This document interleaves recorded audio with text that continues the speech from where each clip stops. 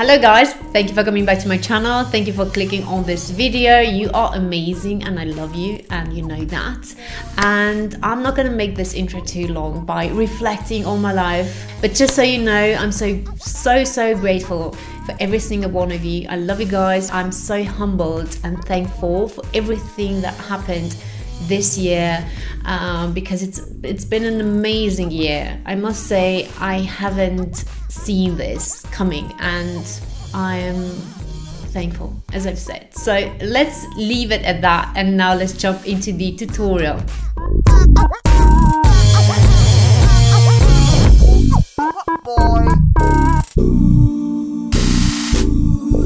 Soft ochre is going to be my base today. I'm using this quite a lot lately because I like the consistency, I like the color of it, and also the fact that it dries down matte. On myself, I always like to apply it with a finger and, you know, really work it, pat it into my skin, because I can apply a very thin layer this way, and that's what you actually want. You don't want anything that crumbles underneath your eye makeup, anything that's too heavy. That's not a good idea. For this look, I chose this palette from Nabla, which is, like, to me, a new company. I've never heard about them, but I've seen palettes, eyeshadow palettes and different other products, and I've seen YouTubers talking about them, about their products, and speaking very highly about them. So I was curious. I wanted to try it out, and I bought this palette from Beauty Bay. It's called the Dreamy palette, and as soon as I saw this color combination, I thought, I need this. I really do want to try this out, and I'm not sorry. And let me tell you why. The pigmentation is there. It's what it should be. And the consistency, I really do love the fact that it's not too creamy, and it's also not very sandy, very dusty and crusty, you know. It's something, it's in between, and I really do appreciate that. It doesn't have much fallout. Not that it would bother me, because, for example, the formula of the eyeshadows from Anastasia Beverly Hills, they drop a lot. They have a lot of fallout, a lot of kickback, but it's okay for me because I'm doing my eyes first and then my base. So yeah, I have no problem with cleaning underneath my eyes. As you can see, I'm doing a very smoky eye, and I actually didn't intend to make it so smoky, to go so far outside the eyes and underneath my eyes, but it just happened like this. Sometimes you have a bad day, and yeah, we all have that. If I were to do it now, this look, I would stop here, right here, how it looks right now, and not add any more color, but I did, and yeah, that's a look. But a bit too smoky for my taste, for what I intended to do. But I would say about the eyeshadows, they are performing like pros, and I'm very pleased with them. This will not be the last product I'm buying from them. For now, I'm going to leave the eyes as I usually do. I'm going to finish my eyes later after I've done my base, and I'm applying now a new product I've been using for like 3 months maybe. This is a new serum from La Roche-Posay, and I really do like to use it on myself, on clients, and everyone says, whoa, it makes your skin so soft and makeup applies so good on top of it. So yeah, love this one. Then I'm putting on top a primer from Maybelline.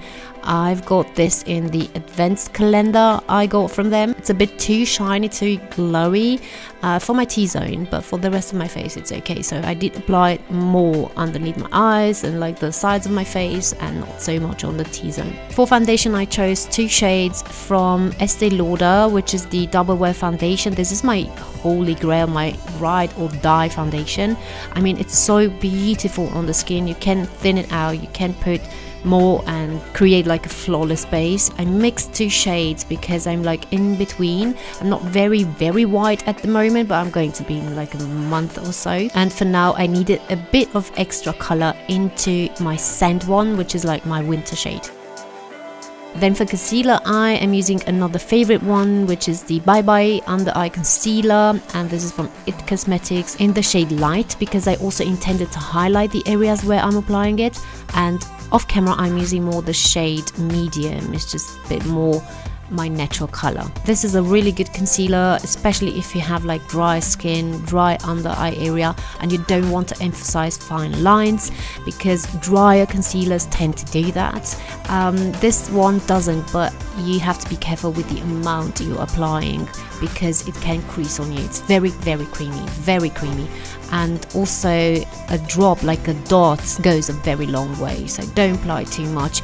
That's also the main reason why concealers crease. Then to complete my base, I'm going to take this 3O, which is from Revolution Makeup. First I'm taking the bronzing shade and I'm doing like circular motions because I don't want harsh lines. I don't want to go in a straight line and end up with harsh lines and not be able to blend it out. So apply less and add more as you go where you need it, and yeah, it's going to look fine. And then I'm taking the corally pinky shade, which is very beautiful, for a blusher, and then the highlighter shade as well. I'm applying little of this, not because it's a very strong highlighter, but just in general I don't like that very strong and sparkly and, I don't know, unreal effect it gives, a highlighter can give.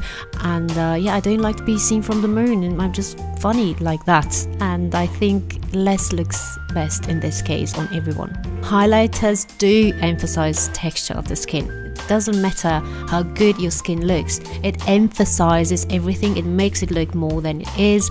And yeah, I don't think a silvery stripe or any other color looks good on the top of the cheekbone. Now don't get me wrong, I do love highlighters, I love makeup in general, you know, and I do apply highlighter, I mean almost every single time I'm applying makeup, but the more is more motto is so passé. Let's move on, let's be fresh, let's do something we haven't in a long time. And I know you're like, really, highlighters? Is that such a complicated subject? Do you really need to talk about it for 2 minutes straight? And the answer is of course no, we don't need that, but I just wanted to make a point. I feel like highlighters are so overused, so overhyped, and it can make one look like a clown in the end. So less is more, I'm always preaching this, and in this case most especially. Then I'm going to put some mascara on my top lashes only. I do like this one because it makes your lashes look so natural, but I don't think you would love it if you want like bulky full lashes.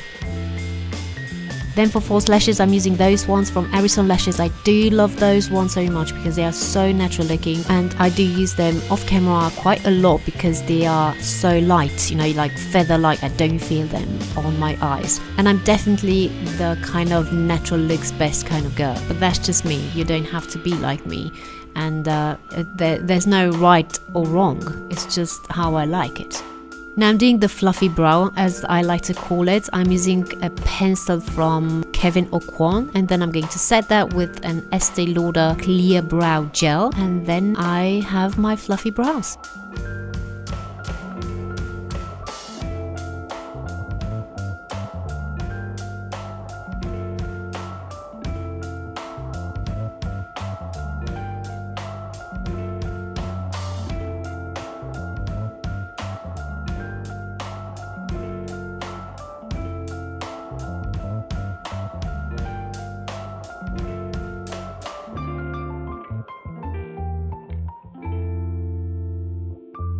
To finish off the look, I'm going to outline a bit my lips, and then I'm going to put a lipstick on top, which is a new one from Kiko, a very light new color. I really do like it. I like how it shines. This is my look. This is the finished look. I really do hope you like it.